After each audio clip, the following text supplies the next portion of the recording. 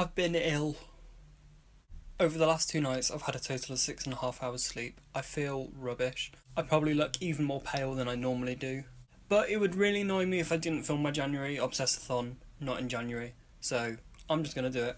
This month, I've had a lot of time to consume media because I've been waiting for my university course to start, which it now has.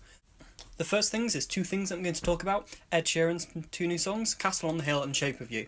At the beginning I thought they were both great, but Castle on the Hill I found just had a bit more of an edge to it. But then over the weeks I realised I've been singing Shape of You more and that's grown on me. But both great songs and I can't wait for the album. I'm going to talk about quite a few series. The first one is Black Mirror.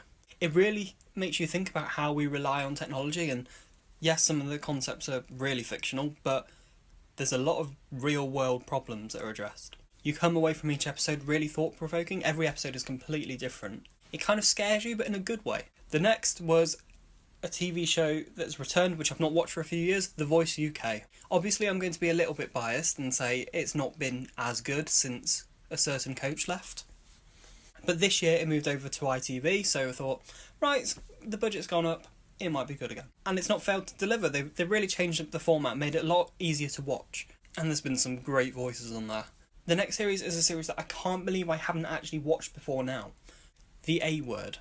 So it's a 6-part series about a young boy who gets diagnosed with autism. So obviously I'm going to be interested in that. Unfortunately, I missed it when it was on TV and when it was on iPlayer. So I bought it on iTunes, watched it all, and it was really interesting for me to see how many things are similar. I think it's great because it will have changed a lot of people's perception on autism, which of course is something I like to do. Gizmo. You alright? What's the matter? She's now just running around my feet. Gizmo, go. Do you want to be in it? Just say hello. Or not. I mentioned a song on the soundtrack last time. Moana. New Disney film. Quite a few similarities to Hercules. I knew I was going to like it. And when I watched it, it was more like Hercules than I thought it was going to be. Almost like a female one, but even though the main character wasn't the demigod.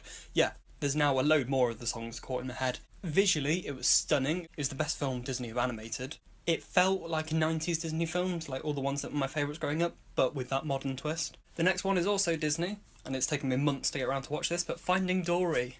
Of course, nothing but praise for Finding Nemo. So now we've got a sequel. I think it's the best Pixar film. I'm putting that out there. It was really nice, so many nods to the first film. Dory was everyone's favourite character from the first film, so it was good to see all the characters back on screen. I don't want them to make another sequel though, unless they left it another, 13 years. Next is a film called Trolls. I knew they had like a UK section, so I got really excited. I was looking out for Carrie and Connie, and then when it got to the end, thought, hang on, haven't seen them. Realised we've been watching the US version. But overall, that was such a cute little film, and I love the way that it used songs that everyone knows. They all integrated in really nicely. Hello, future Connor Buttingham here. I'm just editing this and realised I completely forgot to mention Sherlock. How on earth did I manage to do that?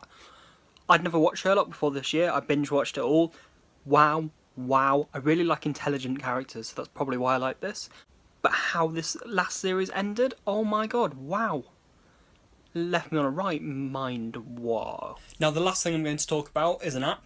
It's called Rabbit. What it allows you to do is set up a virtual viewing room, and you can invite people to join in, and you can watch whatever you want to on it. You can chat, as in messaging, you can video call, you can phone call. I was introduced to this app when Gary C was doing a live stream, and he was just like, do you want to watch a film?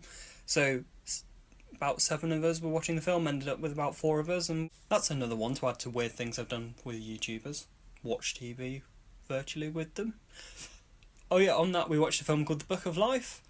That's an interesting one. I think I ought to include that, yeah. Watch it, it's interesting. Interesting use of songs. But nice. And strange. I feel a lot more awake now, I feel a lot better. Probably because I've got that blinding light in my face. I've just got my wand out to do my outro from my Ollivander's box, and I've just remembered John Hurt. He was actually from not very far away from me. Oh, it's so sad. He was great Ollivander, and great Doctor. Thank you very much for watching. Knox.